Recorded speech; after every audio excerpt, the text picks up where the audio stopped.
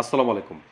Jamal Khashoggi এই নামটা আপনারা অনেকেই শুনে থাকবেন। আন্তর্জাতিক গণমাধ্যমে অনেক দিন ধরে এই নাম নিয়ে তোলপাড় চলছিল। আমাদের দেশের গণমাধ্যমেও এ নিয়ে খবর প্রকাশ হয়েছে। তাকে হত্যা করা হয়েছিল ২০১৮ সালে ইস্তাম্বুলে তুরস্কের সৌদি কনসুলেট ভবনে এবং হত্যার সঙ্গে সরাসরি জড়িত ছিলেন সৌদি যুবরাজ মোহাম্মদ বিন সালমান। এই তথ্য কে জানাচ্ছে? জানাচ্ছে মার্কিন প্রভাবশালী গোয়েন্দা সংস্থা সিআইএ। এবং সিআইএ মোটামুটি একটা কংক্রিট তথ্য তারা উপস্থাপন করেছিল যে সৌদি যুবরাজের নির্দেশেই এই খাশোগি হত্যা করা হয়। কারণ খাশোগি ছিলেন একজন সাংবাদিক, আন্তর্জাতিক সাংবাদিক, এবং ওয়াশিংটন পোস্টে তিনি নিয়মিত কলাম লিখতেন এবং সৌদি যে রাজ পরিবার, সেই রাজ পরিবারের একজন কট্টর সমালোচক ছিলেন তিনি। এবং এই খাশোগির যে স্ত্রী, তিনি এটা নিয়ে কিন্তু আন্তর্জাতিক পর্যায়ে এখনও অভিযোগ করে চলেছেন এবং তিনি সম্প্রতি ক্ষতিপূরণও চেয়েছেন। এবং সিআইএ এই উপসংহারে এসেছিল যে এই হত্যার সঙ্গে সরাসরি জড়িত হচ্ছেন সৌদি যুবরাজ সালমান এবং তার নির্দেশে তাকে হত্যা করা হয় এবং সৌদি কনসুলেট ভবনের ভিতরে এই ঘটনা, এবং হত্যা করে তাকে গুম করা হয়েছিল। এবং এরপর তখন বাইডেন প্রশাসন ক্ষমতায় ছিল এবং তারা যুক্তরাষ্ট্র খুব তীব্রভাবে এটার প্রতিক্রিয়া জানায় এবং মোটামুটি মোহাম্মদ বিন সালমান একঘরে হয়ে পড়েছিলেন। এই সালমান প্রসঙ্গ কেন আবার সামনে আনছি? কারণ সৌদি আরবের একজন রাজাও আছেন, তার বাবা মূলত রাজা বা বাদশাহ। সেই ব্যক্তি কিন্তু আসলে সৌদি আরবটা চালান না, এখন চালাচ্ছেন এই যুবরাজই। যুবরাজের বাবা হচ্ছে সালমান এবং সেই সালমান বিন আজিজ তিনি বয়স হয়ে গেছে তার, তিনি অসুস্থ। সুতরাং এখন সেই দেশটি মূলত চালাচ্ছেন এই যুবরাজ, দীর্ঘদিন ধরেই তিনি চালাচ্ছেন, তার কথাই শেষ কথা। এবং অনেক ধরনের সংস্কার করে টোরে তিনি দেশের ভিতরে এক ধরনের জনপ্রিয়তা অর্জন করেছেন। যদিও রাজতন্ত্রের জনপ্রিয়তার অতটা গুরুত্ব আছে কি না সেটা নিয়ে বিভিন্ন আলাপ আছে।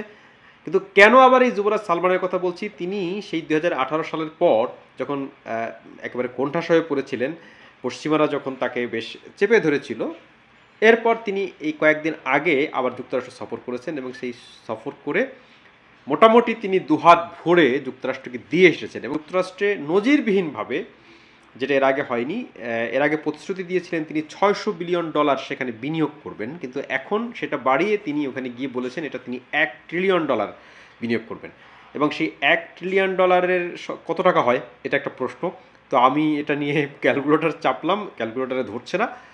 ফলে এআই এর সহায়তায় এটা জানতে পারলাম যে এতে হয় বাংলাদেশি টাকায় মোটামুটি ১২ লাখ কোটি টাকা। এবং এই টাকাটা হচ্ছে ইরাকে ৮ বছর ধরে যুক্তরাষ্ট্র যে টাকা খরচ করেছে যুদ্ধে, যে টাকা ব্যয় করেছে তারা, সেই টাকার সমান। ইরাক যুদ্ধে আমেরিকার যে ক্ষতি হয়েছে সেই ক্ষতির সমপরিমাণ টাকা মোটামুটি এই সৌদি যুবরাজ তিনি যুক্তরাষ্ট্রকে দেবেন এবং বিনিয়োগ করবেন তিনি। এখন এই বিনিয়োগের পর যুক্তরাষ্ট্রে একটা সংবাদ সম্মেলন হয়েছে, মার্কিন প্রেসিডেন্ট ট্রাম্পের সঙ্গে তিনি বৈঠক করেছেন এবং সেখানে তিনি বেশ রাজার মতোই তিনি একটা সম্মান পেয়েছেন। এই সংবাদ সম্মেলন যখন হয় তখন সেখানকার একজন সাংবাদিক, এবিসি নিউজের সাংবাদিক, জিজ্ঞেস করেছিলেন এই খাশোগি হত্যা নিয়ে, কিন্তু ট্রাম্প ওই সাংবাদিককে থামিয়ে দিয়ে বলছেন যে এবিসি নিউজ এটা একটা ফেক নিউজ করে তারা, এবং খাশোগি হত্যার সঙ্গে সৌদি যুবরাজের কোনো সম্পর্ক নেই এবং এ ধরনের ঘটনা ঘটে থাকে তিনিও বলেছেন। মোটামুটি যুবরাজকে উত্তর দিতে হয়নি, ডোনাল্ড ট্রাম্পই তার পক্ষ হয়ে খাশোগি হত্যার উত্তর দিয়ে দিয়েছেন এবং ওই সাংবাদিককে মোটামুটি তুলোধুনো করেছেন ট্রাম্প এবং তার প্রতিষ্ঠানকেও তিনি গালমন্দ করে দিয়েছেন। তো সব আসলে টাকা টাকা কিন্তু একটা বড় ফ্যাক্টর। ট্রাম্পের জন্য এই $১ ট্রিলিয়ন যে টাকা বিনিয়োগ করার কথা বলছেন সৌদি যুবরাজ, এটা অত্যন্ত জরুরি। কারণ তিনি যে অর্থনৈতিক প্রতিশ্রুতি দিয়েছেন তার দেশের নাগরিকদের, ভোটারদের, সেই জায়গায়, সেই বিনিয়োগের জায়গায় পৌঁছতে গেলে এই টাকাটা তার জন্য অত্যন্ত কাজে দেবে। ফলে সৌদি যুবরাজের এই টাকাটা তার দরকার। এখন এই যে সৌদি যুবরাজ ২ হাত ভরে দিলেন, কেন দিলেন তার তো একটা কারণ বললাম। এখন খাশোগি হত্যা নিয়ে যুক্তরাষ্ট্রের কোনো মাথা ব্যথা নেই।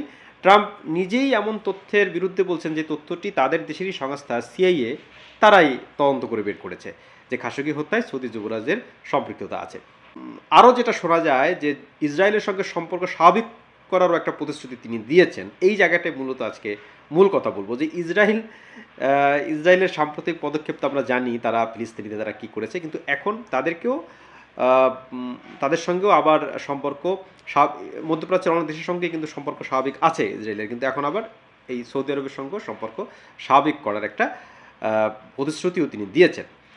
তো সৌদি যুবরাজ এই যে এত টাকা দেবেন তাকে, এর বিনিময়ে তিনি কি কি পাচ্ছেন, সেখান থেকে আর কি কি তিনি নেবেন, এর মধ্যে সবচেয়ে যেটা আলোচিত সেটা হচ্ছে যুক্তরাষ্ট্র তাকে F-35 বিমান দেবেন। এটা যুক্তরাষ্ট্রের অ্যাডভান্সড এবং পঞ্চম প্রজন্মের বিমান। এই বিমান মধ্যপ্রাচ্যের মধ্যে শুধু ইসরায়েলেরই আছে। ইসরায়েল খুব আপত্তি করেছে। শেষ পর্যন্ত এই যুদ্ধ বিমান সৌদি আরব পাবে কি না এটা নিয়ে কিন্তু প্রশ্ন আছে, কারণ ইসরায়েল এত শক্তিশালী যে সেখানে তার প্রভাব খাটিয়ে হয়তো বা এই প্রস্তাব বা এই চুক্তি ঘুরিয়েও দিতে পারে। তো মোটামুটি প্রায় 48টা যুদ্ধ বিমান সৌদি যুবরাজ চাচ্ছেন এই অত্যাধুনিক প্রজন্মের, এবং একটা পর্যায়ে শোনা গিয়েছিল যে এই যুদ্ধ বিমানের একটু মান কমিয়ে, মানে ইসরায়েলকে যেটা দেওয়া হয়েছে তার থেকে একটু মান কমিয়ে সৌদিকে দেওয়া হবে, কিন্তু ট্রাম্প ক্লিয়ার করেছে না, সেরকম কিছু ঘটবে না, একেবারেই টপ কোয়ালিটির যে যুদ্ধ বিমান সেটাই তিনি পাবেন। এছাড়া বেসামরিক যে পারমাণবিক কর্মসূচি, মানে বিদ্যুৎ উৎপাদন সহ বিভিন্ন কাজে, সেই কাজেও যুক্তরাষ্ট্র সৌদিকে হেল্প করবে, মানে এটাও একটা বড় পাওয়া সৌদি আরবের দিক থেকে বলা যায়। আর একটা শোনা যায় যে একটা প্রতিরক্ষা চুক্তি যুক্তরাষ্ট্রের সঙ্গে হচ্ছে, মানে যুক্তরাষ্ট্র সৌদি আরবকে নিরাপত্তা গ্যারান্টি দিচ্ছে, এবং এই গ্যারান্টি কতটা কার্যকর সেটা তো আমরা দেখেছি। কাতারে যখন হামলা করলো ইসরায়েল, তখন কিন্তু যুক্তরাষ্ট্রের সেখানে ঘাঁটি থাকা সত্ত্বেও, সেনা থাকা সত্ত্বেও তারা কোনো ধরনের নড়াচড়া করেনি। এখন যে অবস্থান সৌদি আরবের, এটা নিয়ে কিন্তু প্রশ্নবিদ্ধ একটা অবস্থান, যে সৌদি আরবের মতো একটা প্রভাবশালী দেশ যারা চাইলে অনেক কিছু করতে পারে, তারা বারবার কিন্তু মানে উল্টো পদক্ষেপ নেয়, এবং নাম কস্ত অনেক সময় খালি হম্বি তম্বি আমরা দেখি, বাস্তবে তাদের কোনো পদক্ষেপ দেখি না। মধ্যপ্রাচ্যে শান্তি আনার ক্ষেত্রে সৌদি আরবের ভূমিকা অত্যন্ত গুরুত্বপূর্ণ, কিন্তু সৌদি আরব দেখা যাচ্ছে যে তারা যুক্তরাষ্ট্রের পেটের মধ্যে গিয়ে ঢুকে বসে থাকছে। এবং কীভাবে থাকছে দেখেন, এই খাশোগি হত্যা নিয়ে এখন বারবার এটা নিয়ে ব্ল্যাকমেল করতে পারবে যুক্তরাষ্ট্র, কারণ যুক্তরাষ্ট্রের হাতে যথেষ্ট ডেটা রয়েছে, তথ্য রয়েছে, কারণ তাদের কেন্দ্রীয় গোয়েন্দা সংস্থাই এটা নিয়ে অনুসন্ধান করে পেয়েছে যে এর সঙ্গে সৌদি যুবরাজের সরাসরি তার পরিকল্পনা, সরাসরি তার নির্দেশনায় এই হত্যাকাণ্ড ঘটেছে, কারণ সাংবাদিক খাশোগি সৌদি রাজ পরিবারের একজন কট্টর সমালোচক ছিলেন। খুবই নির্মমভাবে তাকে হত্যা করা হয়েছিল। এখন আর কোনো কথা উঠবে না, কারণ এখন তিনি তাদেরকে বিনিয়োগ দিলেন $1 ট্রিলিয়ন, 12 লক্ষ কোটি টাকা, এবং ইরাক যুদ্ধে যত টাকা ব্যয় হয়েছে আমেরিকার, সেই সমপরিমাণ টাকা তিনি দিলেন। ধারণা করা হয় ইসরায়েলের সঙ্গেও তাদের সম্পর্ক ক্রমশ স্বাভাবিক হয়ে উঠবে, এতে কোনো সন্দেহ নেই, কারণ সেই প্রতিশ্রুতি তিনি হয়তোবা সেখানে দিয়ে এসেছেন। তো সবচেয়ে যেটা দুঃখের জায়গা সেটা হচ্ছে যে ফিলিস্তিনির যে নির্যাতিত নিপীড়িত মানুষজন, তাদের জন্য, কারণ সৌদি আরব আসলে তাদের পক্ষে কোনো শক্ত অবস্থান আগেও নেয়নি, এখনও নিচ্ছে না, ভবিষ্যতেও নিতে পারবে না। তারা ঠিকই এই যে $1 ট্রিলিয়ন দেখুন, এটা যে আমেরিকায় বিনিয়োগ হবে, এই টাকার বিনিয়োগ করে যে অস্ত্র উৎপাদিত হবে, সেই অস্ত্রই তো আবার ইসরায়েলকে দেয়া হবে, তাকে হস্তান্তর করা হবে। সুতরাং ইনডাইরেক্টলি আপনি কিন্তু সৌদি আরব কিন্তু ইনডাইরেক্টলি মানে ইসরায়েলের পক্ষ হয়েই লড়ছে আসলে, এখানে ফিলিস্তিনির পক্ষে তাদের কোনো তৎপরতা আসলে ওইভাবে দেখা যাচ্ছে না। তো এই হিপোক্রেসি, এই স্বার্থপরতা মুসলিম বিশ্বের মধ্যে সবচেয়ে প্রভাবশালী দেশের একটি সৌদি আরবের আছে।